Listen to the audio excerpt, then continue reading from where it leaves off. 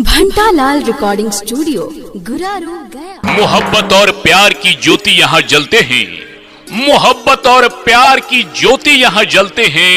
हमारे देश में सिक्के वफा के चलते। ब्रजेश यादव जिंदाबाद जिंदाबाद जिंदाबाद। परसवा पंचायत के वार्ड नंबर 9 के वार्ड सदास कैसा हो, ब्रजेश यादव जैसा हो। अबरी बटन कहाँ दबेगा, बिजली छाप कहाँ रहेगा। क्यों पड़े हैं चक्कर में, कोई नहीं है टक्कर में। मिक्स बाय विकास भारती। अगमई किन कर गड़िया किन कर झंडवा उड़ते आवैना।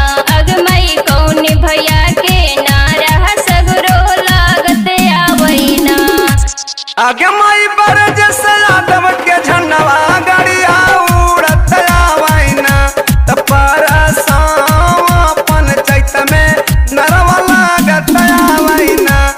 ब्रजेश यादव के नरवा सगरो लागत आवैना। अगमई कौनी पंचायतवा से भैया खाड़ हाथीना। अगमई ना के जीतावे लोग तैयार हाथीना। अगमई ना के जीतावे लोग तैयार हाथीना। वाट सदासा से भैया अब खाड़ हाथीना। वार्ड नंबर 9 से जीतावेला सब तैयार हाथीना। वार्ड नंबर 9 से जीतावेला सब तैयार हाथीना। परसवा पंचायतवा से सब तैयार हाथीना। वार्ड सदासा बनावेला सब तैयार हाथीना। भैया कौनी चुनाव चिन्ह अबरी जीतत हाथीना। भैया कौनी चुनाव चिन्ह अब के जीतत हाथीना। भैया कौनी नंबर पे अब के जीतत हाथीना। भैया कौनी नंबर पे अब के जीतत हाथीना। ए बहिनी की ताली चुनाव चिन्ह अबरी जीतित हाथीना।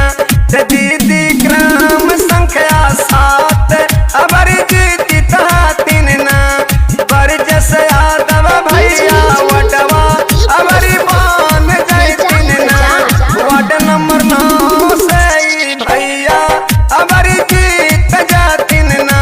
तब घंटालाल से ई गनवा अब गवावित हाथीना। Mix by Vikas Bharti.